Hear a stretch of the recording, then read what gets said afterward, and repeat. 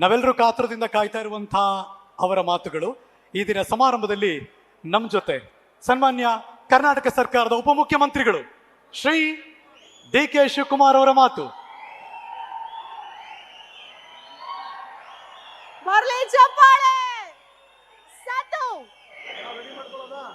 ಇದೀಗ ವೇದಿಕೆ ಉಪಮುಖ್ಯಮಂತ್ರಿ ಡಿ.ಕೆ. ಶಿವಕುಮಾರ್ ಸರ್ಗೆ. ಎಲ್ಲರಿಗೂ ನಮಸ್ಕಾರ. ನಮಸ್ಕಾರ. ಬಹಳ ಸಂತೋಷ ಬಂಧುಗಳೇ, ವೇದಿಕೆ ಮೇಲಿರುವಂತ ನಾಡಿನ ಗೌರವಾನ್ವಿತ ಮುಖ್ಯಮಂತ್ರಿ ಅಂತ ಸಿದ್ದರಾಮಯ್ಯ ಸಾಹೇಬ್ರೆ, ಈ ಜಿಲ್ಲಾ ಸಚಿವರು, ಆಪ್ತ ಮಿತ್ರ ಅಂತ ಡಾಕ್ಟರ್ ಪರಮೇಶ್ವರ್ ಅವರೇ, ನಮ್ಮ ಹಿರಿಯ ರಾಜ್ಯದ ನಾಯಕರು, ವಿಧಾನ ಪರಿಷತ್ತಿನ ಸಭಾಪತಿಗಳಾದ ಬಸವರಾಜ್ ಹೊರಟ್ಟಿ ಅವರೇ, ಬರಗೂರು ರಾಮಚಂದ್ರಪ್ಪನವರೇ, ಕೆ.ಎಚ್. ಮುನಿಯಪ್ಪನವರೇ, ಸತೀಶ್ ಜಾರಕಿಹೊಳಿ ಅವರೇ, ಮಹಾದೇವಪ್ಪನವರೇ, ನಮ್ಮ ರಾಮಲಿಂಗಾರೆಡ್ಡಿ ಅವರೇ, ಜಯಚಂದ್ರರವರೇ, ಚಲರಾಯ ಸ್ವಾಮಿ ಅವರೇ, ಷಡಾಕ್ಷರಿ ಅವರೇ, ಮುರುಗೇಶ್ ನಿರಾಣಿ ಅವರೇ, ಸೀತಾರಾಮರವರೇ, ವೆಂಕಟಣ್ಣಪ್ಪನವರೇ, ಶಾಸಕರಂತ ವೆಂಕಟೇಶ್ ಅವರೇ, ವಿಧಾನ ಪರಿಷತ್ತಿನ ಸದಸ್ಯರಂತ ರಾಜೇಂದ್ರ ಅವರೇ, ಸಂಸತ್ ಸದಸ್ಯರಂತ ಶ್ರೇಯಸ್ ಪಟೇಲ್ ರವರೇ, ಶಿವಲಿಂಗೇಗೌಡ್ರೆ, ಕೋನ್ ರೆಡ್ಡಿ ಅವರೇ, ನಮ್ಮ ಜಿಲ್ಲಾ ಕಾಂಗ್ರೆಸ್ನ ಅಧ್ಯಕ್ಷರಾದಂತ ನಮ್ಮ ಚಂದ್ರಶೇಖರ್ ಗೌಡ್ರೆ, ಲಕ್ಷ್ಮೀನಾರಾಯಣ ಸ್ವಾಮಿ ಅವರೇ ಮತ್ತು ಎಲ್ಲ ಹಿರಿಯ ಅಧಿಕಾರಿಗಳೇ, ವೇದಿಕೆಯಲ್ಲಿ ಮುದ್ದನ್ಮೇಗೌಡರಿದ್ದಾರೆ, ಶಫಿ ಅವರಿದ್ದಾರೆ, ಇನ್ನು ಬಹಳ ಜನ ಎಲ್ಲ ನಾಯಕರುಗಳು ಕೂಡ ವೇದಿಕೆಯಲ್ಲಿದ್ದಾರೆ. ಇದೊಂದು ಐತಿಹಾಸಿಕವಾದಂಥ ಜನ್ಮದಿನದ ಆಚರಣೆಯ ಕಾರ್ಯಕ್ರಮ.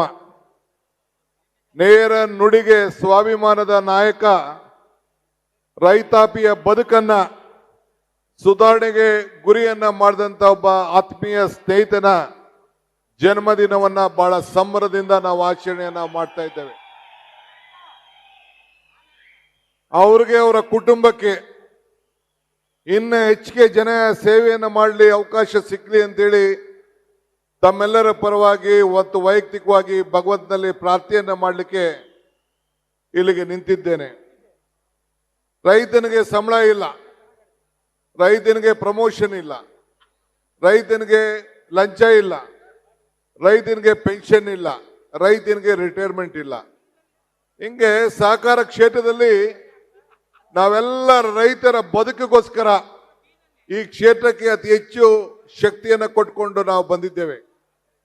ಇವತ್ತು ರಾಜಣ್ಣವರು ಈಗ ಈ ಅವಧಿಯಲ್ಲಿ ನಮ್ಮ ಸಹಕಾರ ಮಂತ್ರಿಯಾಗಿ ಬಹಳ ಆಸೆ ಪಟ್ಟು ನಾನು ಸರ್ಕಾರದ ಮಂತ್ರಿ ಆಗಲೇಬೇಕು ಅಂತೇಳಿ ನನ್ನನ್ನ ಮುಖ್ಯಮಂತ್ರಿಗಳನ್ನ ಕೇಳಿಕೊಂಡು ಇವತ್ತು ಈ ಜವಾಬ್ದಾರಿಯನ್ನ ಕಾಂಗ್ರೆಸ್ ಪಕ್ಷ ಅವರಿಗೆ ಕೊಟ್ಟಿದೆ. ಅವರು TAPCMS ಅಧ್ಯಕ್ಷರಾಗಿ ಕೆಲಸವನ್ನು ಮಾಡಿದ್ರು. ನಾನು ಕೂಡ 83ರಲ್ಲಿ ನಾನು TAPCMS ಆಯ್ಕೆ ಆಗಿದ್ದೆ. ಅದಾದ ಮೇಲೆ ನಾನು ಕೂಡ ಸಹಕಾರ ಮಂತ್ರಿಯಾಗಿ SM ಕೃಷ್ಣ ಅವಧಿಯಲ್ಲಿ ನನ್ನನ್ನು ನೇಮಕವನ್ನು ಮಾಡಿದ್ರು. ಅದಾದಾಗ ಶ್ರೀ ರಾಜಣ್ಣವ್ರನ್ನ ಆವತ್ತಿನ ದಿನ ಅಪೆಕ್ಸ್ ಬ್ಯಾಂಕ್ ಅಧ್ಯಕ್ಷರಾಗಿ ಆಯ್ಕೆ ಮಾಡಿದಂಥ ಕೀರ್ತಿ, ಒಂದು ಅವಕಾಶ ನನಗೆ ಸಿಕ್ಕಿತ್ತು. ನನಗೆ ಇವತ್ತು ಬಹಳ ಸಂತೋಷ ಆಗ್ತದೆ.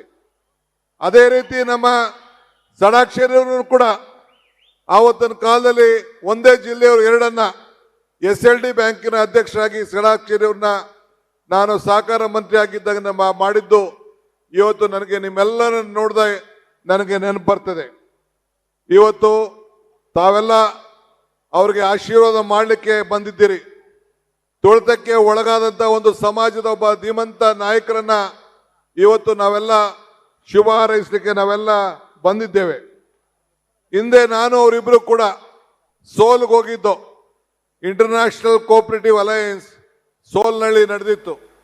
ಆಗ ಜಪಾನ್ಗೆ, ಕೊರಿಯಾಗೆ, ಸೌತ್ ಕೊರಿಯಾಗೆ ಮತ್ತು ಅನೇಕ ಕಡೆ ಎಲ್ಲ ಪ್ರವಾಸವನ್ನು ಮಾಡಿ ಸಹಕಾರ ಕ್ಷೇತ್ರದ ಬಗ್ಗೆ ಅತಿ ಹೆಚ್ಚು ಅಧ್ಯಯನ ಮಾಡಿ ಕೂಡ ಬಂದಿದ್ದು ನನಗೆಲ್ಲ ನೆನಪಿದೆ. ಇವತ್ತು ನಾವು ಮತ್ತೆ ಇವತ್ತು ಸರ್ಕಾರದಲ್ಲಿ ಒಟ್ಟು ಕೆಲಸ ಮಾಡುವಂತ ಒಂದು ಭಾಗ್ಯ ಇವತ್ತು ಸಿಕ್ಕಿದೆ. ಮೂಲತಃ ಒಬ್ಬ ಯೂತ್ ಕಾಂಗ್ರೆಸ್ನ ಜಿಲ್ಲಾ ಅಧ್ಯಕ್ಷನಾಗಿ, ಪಕ್ಷದ ಕಾರ್ಯಕರ್ತರಾಗಿ ಇಷ್ಟು ದೊಡ್ಡ ಪಕ್ಷವನ್ನ ಬೆಳೆಸಲಿಕ್ಕೆ ಬೇಕಾದಷ್ಟು ಶ್ರಮವನ್ನ ಪಟ್ಟಿದ್ದಾರೆ. ಇದು ಅವರು ಮುಂದುವರಿಸ್ಕೊಂಡು ಹೋಗಬೇಕು. ದೇವರು ಅವರಿಗೆ ಇನ್ನೂ ಹೆಚ್ಚಿಗೆ ಶಕ್ತಿಯನ್ನ, ಜನರ ಸೇವೆಯನ್ನು ಮಾಡೋಂಥ ಶಕ್ತಿ ಅವ್ರಿಗೆ ಕೊಡಲಿ. ಸರ್ವರಿಗೂ ಸಮಪಾಳು ಎಲ್ಲ ವರ್ಗದವ್ರನ್ನು ಕೂಡ ಒಟ್ಟಿಗೆ ತೆಗೆದುಕೊಂಡು ಹೋಗ್ಬೇಕು. ನಾವು ಯಾವುದೇ ಜಾತಿಲಿ ಹುಟ್ಟಿರಲಿ, ಯಾವುದೇ ಧರ್ಮದ ಹುಟ್ಟಿರಲಿ, ಕಾಂಗ್ರೆಸ್ ಪಕ್ಷದ ಸಿದ್ಧಾಂತ ಎಲ್ಲ ವರ್ಗದ ಜನರನ್ನ ಒಟ್ಟಿಗೆ ತೆಗೆದುಕೊಂಡು ಹೋಗುವಂಥದ್ದು. ನಾವು ಮೇಲ್ ಜನ ಕೀಳ್ ಜನ ಒಂದು ಭಾವನೆ ಬೇಡ. ಮಾನವೀಯತೆಯ ದೃಷ್ಟಿಯಿಂದ ಒಟ್ಟಿಗೆ ನಾವೆಲ್ಲ ಸೇರಿ ಕೆಲಸವನ್ನು ಮಾಡ್ಕೊಂಡು ಹೋಗ್ಬೇಕು. ಇದೇ ಕಾಂಗ್ರೆಸ್ ಪಕ್ಷದ ಮೂಲ ತಂತ್ರ, ನಮ್ಮ ಸಿದ್ಧಾಂತ. ಆ ದಿಟ್ಟಿನಲ್ಲಿ ಅವರ ಕುಟುಂಬದವರು ಬರೀ ಒಂದು ವರ್ಗ, ಹಿಂದುಳಿದ ವರ್ಗ ಅಂತ ಹೇಳಿ ನಾವು ಯೋಚನೆ ಮಾಡೋದಲ್ಲ. ಎಲ್ಲ ವರ್ಗಕ್ಕೂ ಕೂಡ ಶಕ್ತಿಯಾಗಿ ನಿಂತಾಗ ಮಾತ್ರ ಅವನು ನಾಯಕನಾಗಲಿಕ್ಕೆ ಸಾಧ್ಯ.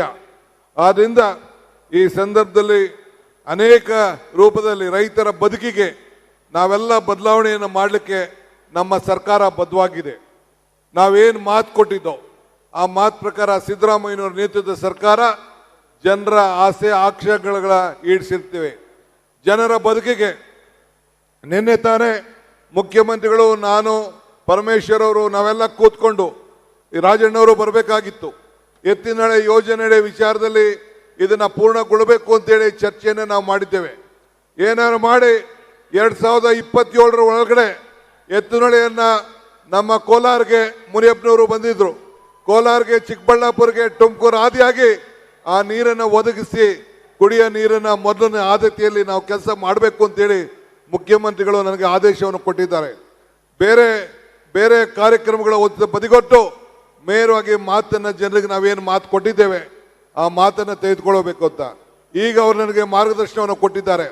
ಇವತ್ತೇ ಹೋಗಿ ಬೈರ್ಗುಂಡ್ಲುಗೆ ಮತ್ತು ದೊಡ್ಡಬಳ್ಳಾಪುರದ ಜಾಗ ಮತ್ತು 3-4 ಕಡೆ ವೀಕ್ಷಣೆ ಮಾಡಿ ಮುಂದಿನ ಕ್ಯಾಬಿನೆಟ್ಗೆ ಒಂದು ವರದಿಯನ್ನು ಸಲ್ಲಿಸಿ ನಾವೇನು ಜನರಿಗೆ ಮಾತು ಕೊಟ್ಟಿದ್ದೇವೆ ಮಾತನ್ನು ಪೂರ್ಣ ಮಾಡಬೇಕು ಅಂತೇಳಿ ಮಾರ್ಗದರ್ಶನವನ್ನು ಕೊಟ್ಟಿದ್ದಾರೆ.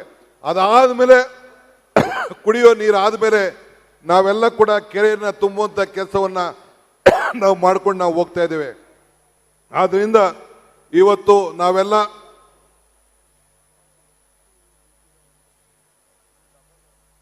ಜನರ ಆಶೀರ್ವಾದ ಪಡ್ಕೊಂಡು, ನೀವು ಎಲ್ಲಿವರೆಗೂ ನಮಗೆ ಆಶೀರ್ವಾದ ಮಾಡ್ತೀರೋ ನಾವು ಕೆಲಸ ಮಾಡ್ಕೊಂಡು ನಾವು ಹೋಗ್ತಾ ಇದ್ದೀವಿ. ಇವತ್ತು ನಿಮ್ಮ ಆಶೀರ್ವಾದ ಬಹಳ ಮುಖ್ಯ, ನುಡಿದಂತೆ ನಡೆಯೋದು ಬಹಳ ಮುಖ್ಯ.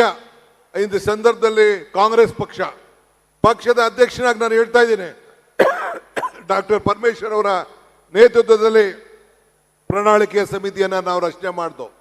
ಆ ಪ್ರಣಾಳಿಕೆಯಲ್ಲಿ ಏನೆಲ್ಲ ಮಾತು ಕೊಟ್ಟಿದ್ದೇವೆ ಹಂತವಾಗಿ ಈಗಾಗಲೇ ಸುಮಾರು 70 ಭಾಗ, ಆ 2 ವರ್ಷದಲ್ಲೇ ನಾವು 70 ಭಾಗ ಆ ಪ್ರಣಾಳಿಕೆಯಲ್ಲಿ ನಾವು ಮುಗಿಸಿದ್ದೇವೆ. ಹಿಂದೆ ಕೂಡ ಕಾಂಗ್ರೆಸ್ ಸರ್ಕಾರ ಇದ್ದಂಥ ಸಂದರ್ಭದಲ್ಲಿ ಹಾಗೂ ಕೂಡ 145-65 ಭರವಸೆಗಳನ್ನು ಈಡೇರಿಸಿದ್ದು. ಇವತ್ತು ಒಂದು ರಂಗ ಅಂತಲ್ಲ, ಕೈಗಾರಿಕೆಯಿಂದ, ನೀರಾವರಿಯಿಂದ, ಕೃಷಿಯಿಂದ, ಸಮಾಜ ಕಲ್ಯಾಣದಿಂದ, ಅಲ್ಪಸಂಖ್ಯಾತರಿಗಿಂದ ಹಿಡಿದು ಎಲ್ಲ ವರ್ಗದ ಜನರಿಗೆ ಸಮಬಾಳತೆಯಿಂದ ಸಮಪಾಲುವಾದಂತಹ ಕಾರ್ಯಕ್ರಮಗಳನ್ನು ರೂಪಿಸಿಕೊಂಡು ಅತಿ ಹೆಚ್ಚು ಮೊತ್ತದ ಬಜೆಟ್ ಅನ್ನು ಕೊಟ್ಟಿದ್ದೇವೆ.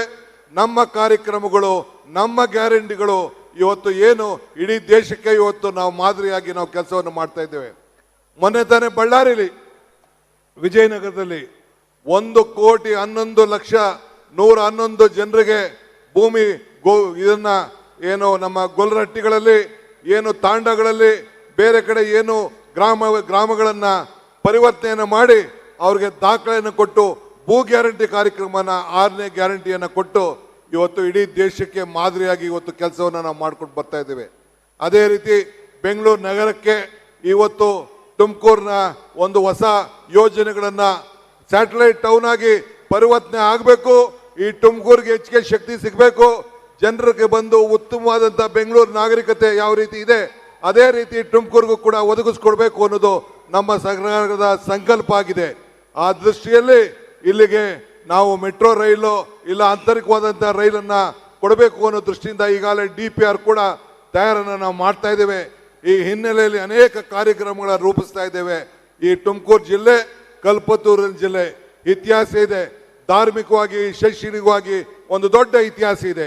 ನೀವೆಲ್ಲ ಸೇರಿ ಒಗ್ಗಟ್ಟಿನಿಂದ ಕಾಂಗ್ರೆಸ್ ಪಕ್ಷಕ್ಕೆ ಎಲ್ಲ ನಾಯಕರೆಲ್ಲ ಸೇರಿ ಮತ್ತೆ ಅತಿ ಹೆಚ್ಚು ಸೀಟನ್ನು ತಂದುಕೊಟ್ಟು ಈ ಸರ್ಕಾರವನ್ನು ಮುಂದುವರಿಸಲಿಕ್ಕೆ, ತಮ್ಮ ಸೇವೆಯನ್ನು ಮುಂದುವರಿಸಲಿಕ್ಕೆ ತಾವೆಲ್ಲ ಆಶೀರ್ವಾದ ಮಾಡಬೇಕು ಅಂತೇಳಿ ತಮ್ಮಲ್ಲಿ ಪ್ರಾರ್ಥಿಸಿ ನನ್ನ ಮಾತನ್ನು ಮುಗಿಸ್ತೇನೆ. ಇದಾದ ಮೇಲೆ ನಾನು ಅನೇಕ ನೀರಾವರಿ ಯೋಜನೆ ಕಾಮಗಾರಿಗಳಿಗೆ ಮುಖ್ಯಮಂತ್ರಿಗಳ ಆದೇಶದ ಮೇರೆಗೆ ವೀಕ್ಷಣೆಗೆ ಹೋಗ್ತಾ ಇದ್ದೇನೆ. ತಾವ್ಯಾರು ಅನ್ನತೆ ಭಾವನೆ ಬೇಡ. ಈಗಾಗಲೇ ರಾಜಣ್ಣವರ ಭಾವಚಿತ್ರಗಳನ್ನು ಫೋಟೋ ಎಕ್ಸಿಬಿಷನ್ ಕೂಡ ಉದ್ಘಾಟನೆಯನ್ನ ಮಾಡಿ ಬಂದಿದ್ದೇನೆ. ತಮ್ಮೆಲ್ಲರೂ ಕೂಡ ಈ ಸಂದರ್ಭದಲ್ಲಿ ಶುಭ ಹಾರೈಸಿ ರಾಜಣ್ಣವರು ಮತ್ತು ಅವರ ಕುಟುಂಬಕ್ಕೆ ಇನ್ನ ಭಗವಂತ ಹೆಚ್ಚಿಗೆ ಶಕ್ತಿ ಸಿಗಲಿ ಅಂತೇಳಿ ಪ್ರಾರ್ಥಿಸಿ ನನ್ನ ಮಾತು ಮುಗಿಸ್ತೇನೆ. ಜೈ ಹಿಂದ್, ಜೈ ಕರ್ನಾಟಕ ಮಾತೆ.